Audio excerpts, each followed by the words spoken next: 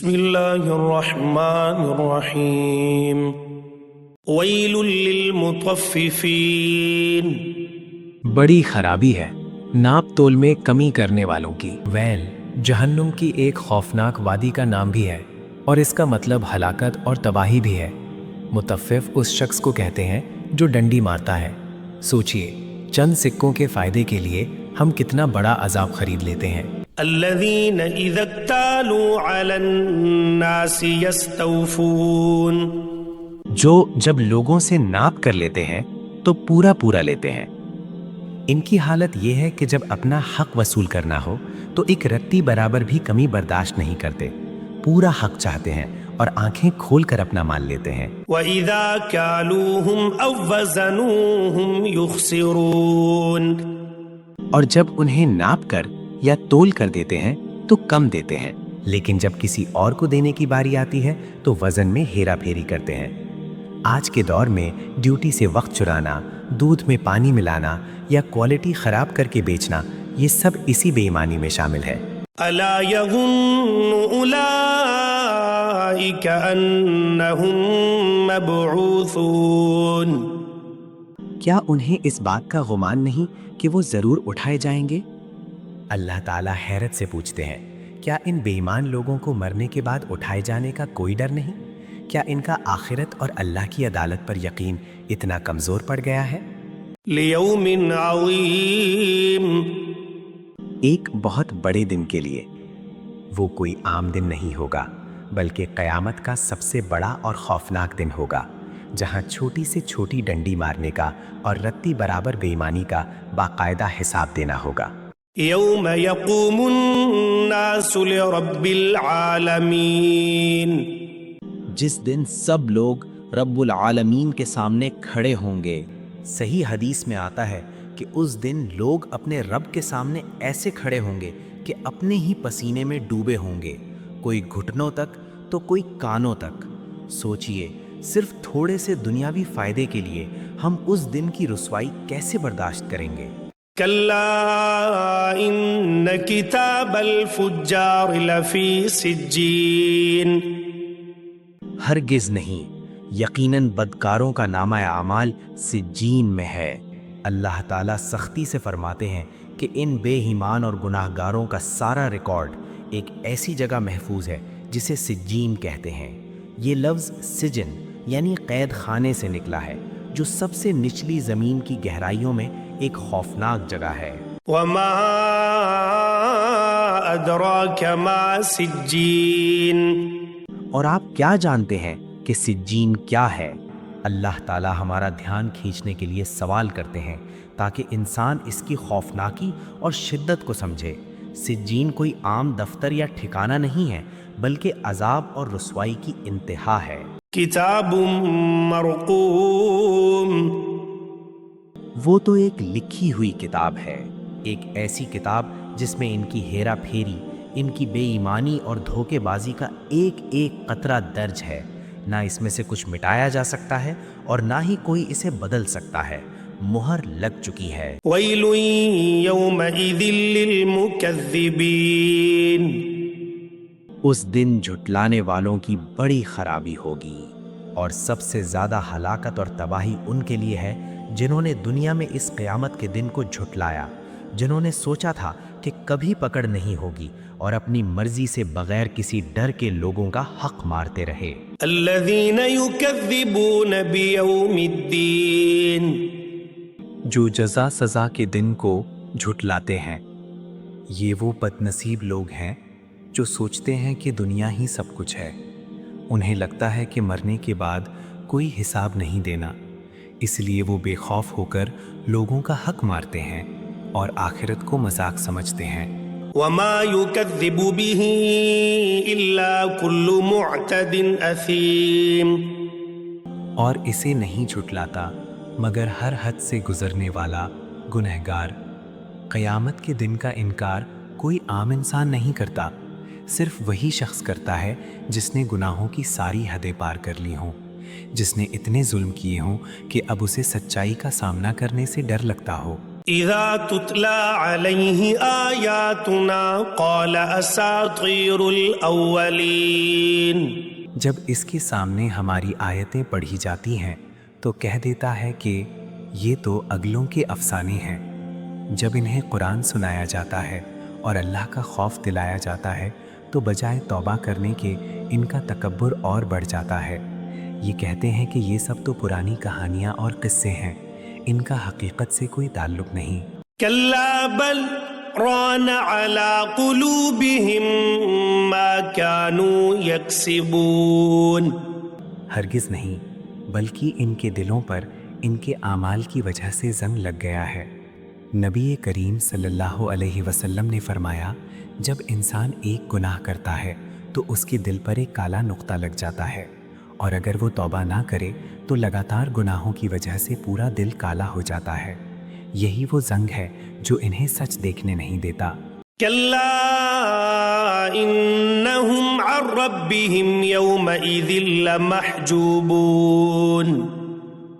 ہرگز نہیں، بے شک یہ لوگ اس دن اپنے رب کے دیدار سے روکے ہوئے ہوں گے. تفسیر: یہ قیامت کے دن کا سب سے بڑا عذاب ہوگا، جہنم کی آگ سے بھی بڑا عذاب. جب مومن اپنے رب کا دیدار کر کے خوش ہو رہے ہوں گے تو ان بے ایمان اور گنہگاروں کو اللہ کے دیدار سے محروم کر دیا جائے گا. اللہ ان کی طرف دیکھے گا بھی نہیں. ثم إنهم لصال الجحيم.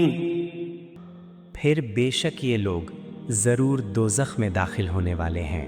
اللہ کے دیدار سے روکے جانے کی رسوائی کے بعد ان کا اگلا اور آخری ٹھکانہ جہنم کی دہکتی ہوئی آگ ہوگی. وہاں انہیں ہمیشہ کے لیے جھلکار دیا جائے گا کیونکہ انہوں نے دنیا میں انصاف کو جلایا تھا. ثم يقال هذا الذي كنتم به تكذبون. پھر کہہ دیا جائے گا کہ یہی ہے وہ جسے تم جھٹلاتے تھے. اور عذاب پر بس نہیں ہوگا بلکہ فرشتے انہیں تانا دیں گے، کہیں گے کہ لو چکھو اس کا مزہ، یہ وہی دوزخ ہے، یہ وہی عذاب ہے جس کا تم دنیا میں مذاق اڑایا کرتے تھے اور جسے جھٹلاتے تھے. كلا إن كتاب الأبرار لفي عليين. ہرگز نہیں، یقیناً نیکوکاروں کا نامہ اعمال علیون میں ہے. اب یہاں سے منظر بدلتا ہے. وہ لوگ جو دنیا میں ایمان لائے، جنہوں نے ناپ تول میں بے ایمانی نہیں کی، اللہ فرماتے ہیں ان کا اعمال نامہ بہت اونچی اور اعلیٰ جگہ علیون میں محفوظ ہے. وما أدراك ما عليون. آیت 19. اور آپ کیا جانتے ہیں کہ علیون کیا ہے؟ علیون 7ویں آسمان پر ایک بہت ہی عظیم اور مقدس مقام ہے. اللہ تعالیٰ پوچھتے ہیں کہ تمہیں اس کی عظمت کا اندازہ کہاں؟ یہ تو نیک لوگوں کے لیے ایک عظیم شرف اور عزت کی جگہ ہے. کتاب مرقوم. وہ تو ایک لکھی ہوئی کتاب ہے. اس عظیم کتاب میں ان کی نیکیوں کا، ان کی سچائی کا اور ان کے انصاف کا ایک ایک قطرہ سنہری روشنی سے درج ہے. اسے کوئی مٹا نہیں سکتا اور اللہ نے ان کے ہر اچھے عمل کو قبول کر لیا ہے. یشہدہ المقربون. جس کے پاس اللہ کے مقرب فرشتے حاضر رہتے ہیں. اور اس کتاب کی عظمت کا عالم یہ ہے کہ اللہ کے سب سے قریبی اور اعلیٰ درجے کے فرشتے اس کی زیارت کرتے ہیں اور اس کی نگہبانی کرتے ہیں. یہ ایمان والوں کے لیے بہت بڑا اعزاز ہے کہ ان کے اعمال فرشتوں کو دکھائے جاتے ہیں. ان الابرار لفی نعیم. بے شک نیک لوگ بڑی نعمتوں میں ہوں گے. تفسیر: یہاں ابرار کا لفظ استعمال ہوا ہے، یعنی وہ لوگ جو سچے تھے اور جنہوں نے دنیا میں ہمیشہ انصاف کیا. اللہ انہیں ایسی نعمتوں میں رکھے گا جن کی مثال دنیا میں ملنا ناممکن ہے. علی الارائک ینظرون. وہ تختوں پر بیٹھے ہوئے نظارے کر رہے ہوں گے. تفسیر: دنیا میں جن لوگوں نے تکلیفیں اٹھائی تھیں آج یہ نیک لوگ جنت کے خوبصورت اور اعلیٰ تختوں پر بیٹھ کر اللہ کی قدرت اور اپنی اس عظیم فتح کا نظارہ کر رہے ہوں گے۔ تعرف في وجوههم نظرة النعيم، آپ ان کے چہروں ہی سے نعمتوں کی تر و تازگی پہچان لیں گے۔ تفسیر: دنیا کی پریشانیاں اور تھکاوٹ ان کے چہروں سے بالکل مٹ چکی ہوگی۔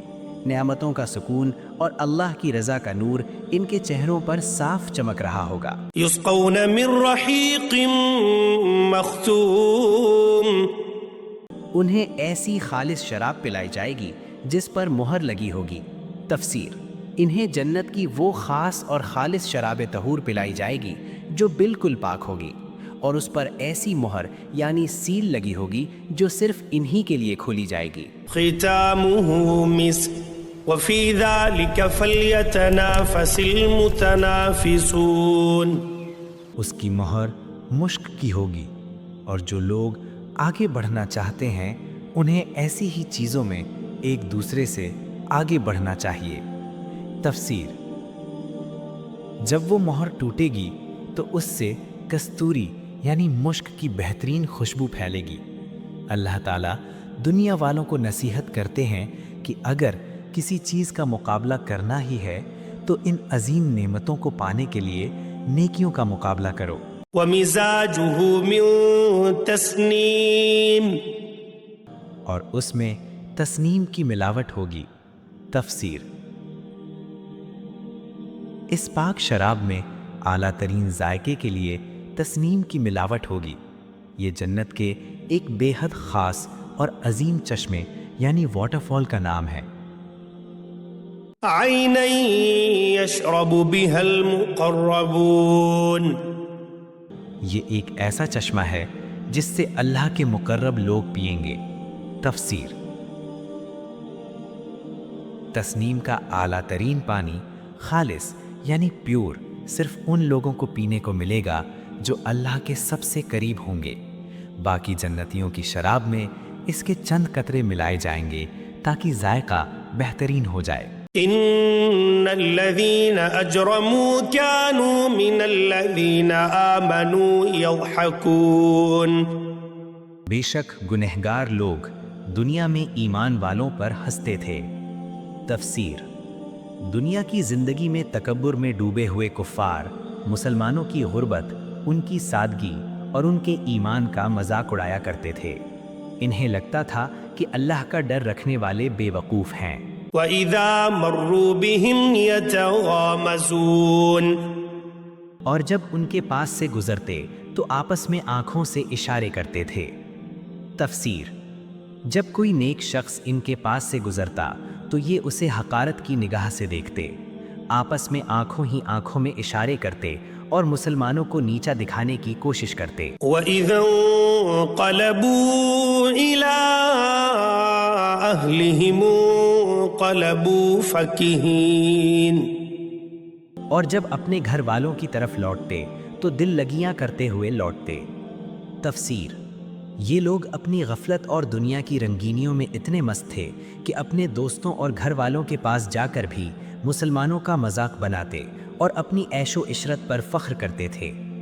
وَإِذَا رَأَوْهُمْ قَالُوا إِنَّ هَٰؤُلَاءِ لَضَالُّونَ، اور جب ان مسلمانوں کو دیکھتے تو کہتے کہ بے شک یہ گمراہ ہیں۔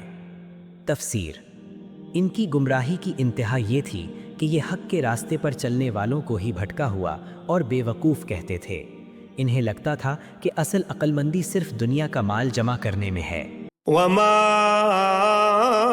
أُرْسِلُوا عَلَيْهِمْ حَافِظِينَ، حالانکہ وہ ان پر نگہبان بنا کر نہیں بھیجے گئے تھے۔ تفسیر: اللہ تعالیٰ فرماتے ہیں کہ ہم نے ان کفار کو مسلمانوں کے اعمال کا ٹھیکیدار یا نگہبان بنا کر تھوڑی بھیجا تھا، پھر یہ کس حق سے ان کا مذاق اڑاتے اور ان پر فیصلے لگاتے تھے۔ فَالْيَوْمَ الَّذِينَ آمَنُوا مِنَ الْكُفَّارِ يَضْحَكُونَ، تو آج کے دن ایمان والے کفار پر ہنسیں گے۔ تفسیر: لیکن قیامت کے دن بازی بالکل پلٹ جائے گی۔ آج اللہ کا انصاف پورا ہوگا۔